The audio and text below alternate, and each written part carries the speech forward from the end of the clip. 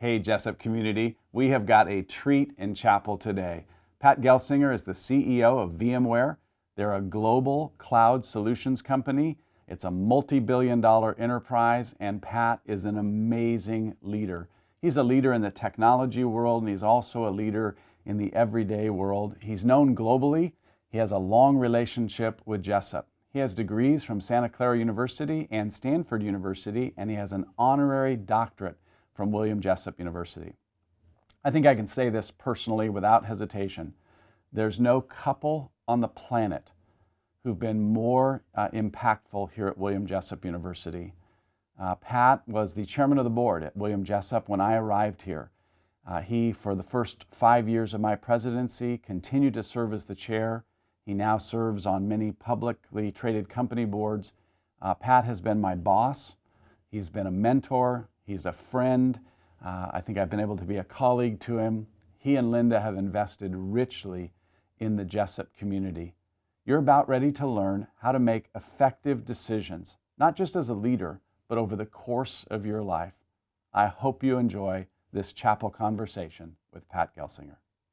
Hi, John, and all of the students and faculty there at William Jessup University. It's great to spend a little bit of time with you. And Pat Gelsinger, and a friend of the university for many years, been on the board for a number of years, and two of our boys and one of our daughter-in-laws graduated from there, so a special place in our heart for you.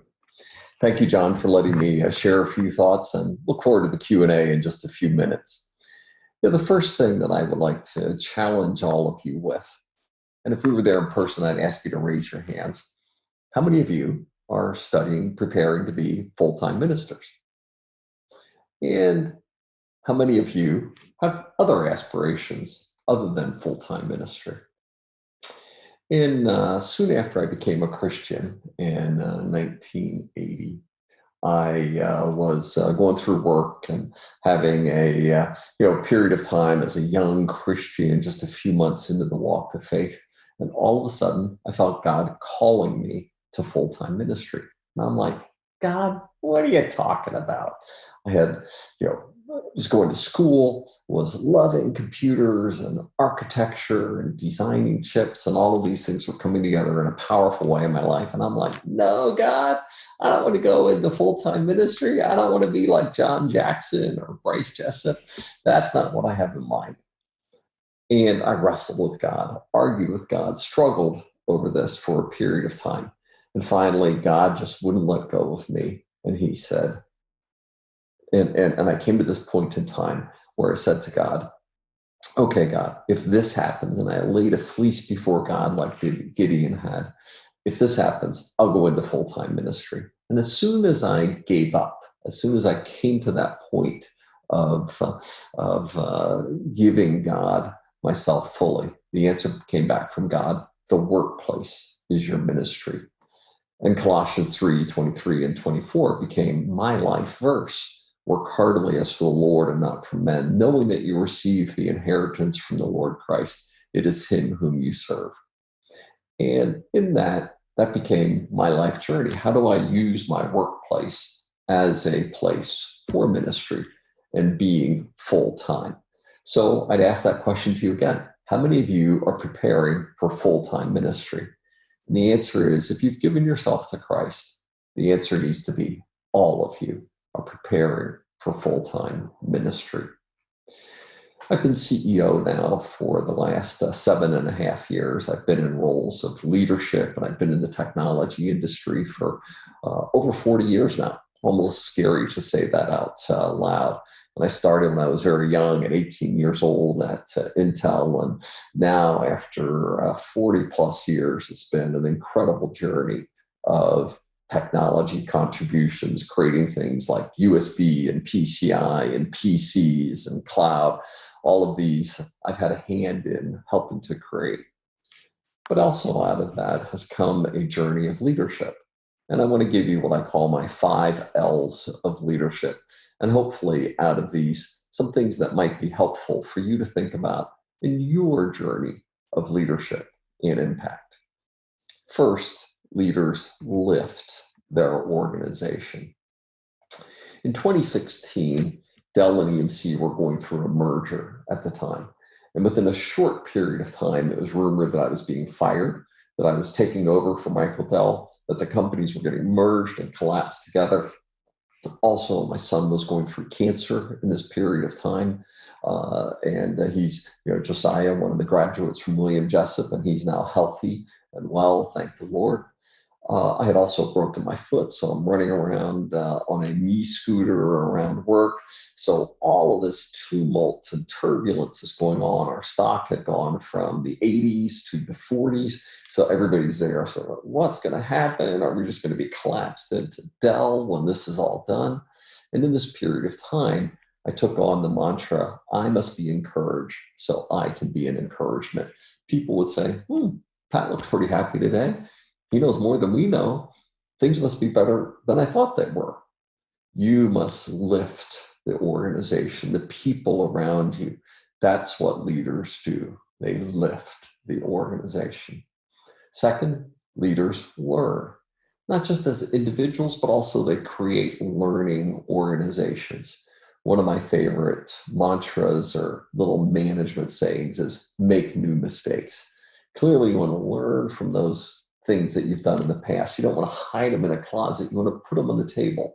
How many of you learn in success? For the most part, we don't.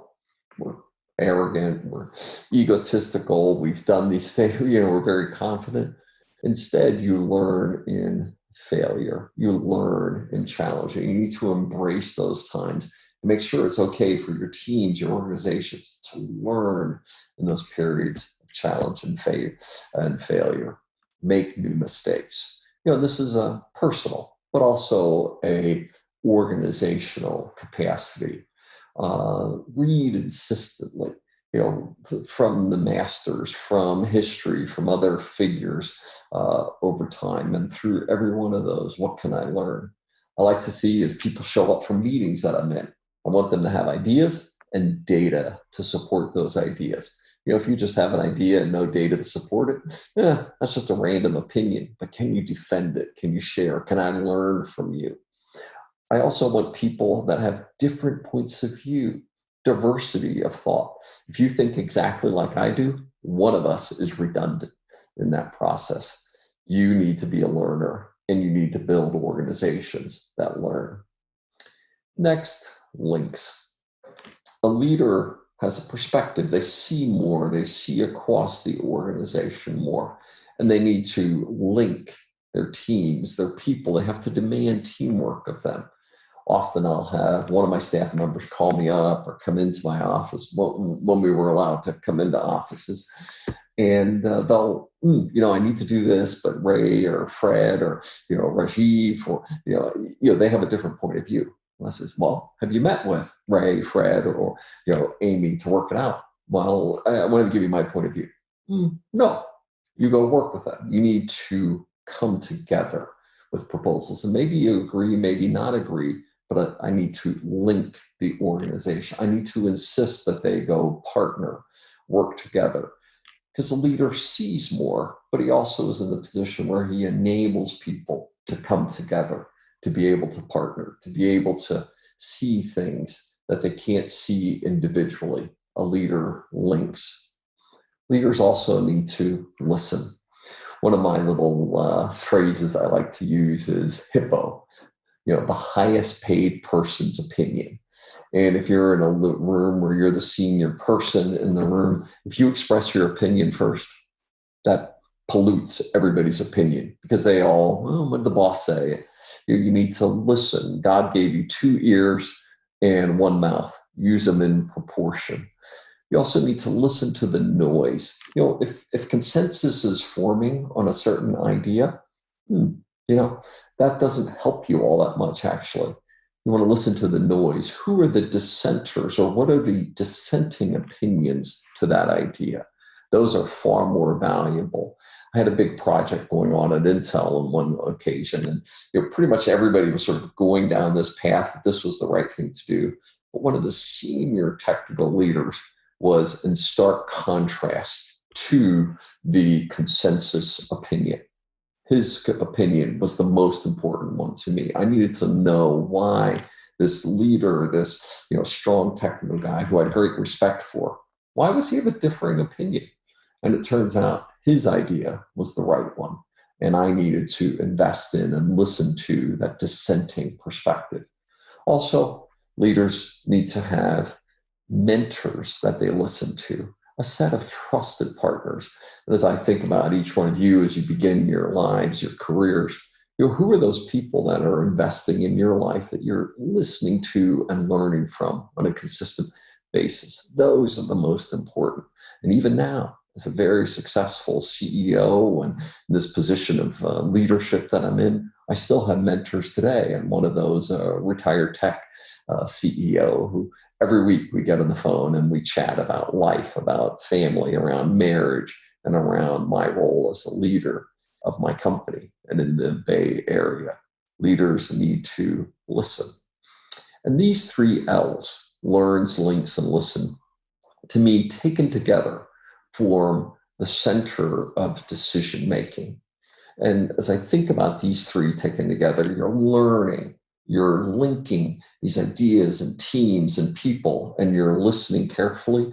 And those three together enable you to truly make decisions. And in periods like we're in now with COVID-19, decision making is more critical than ever.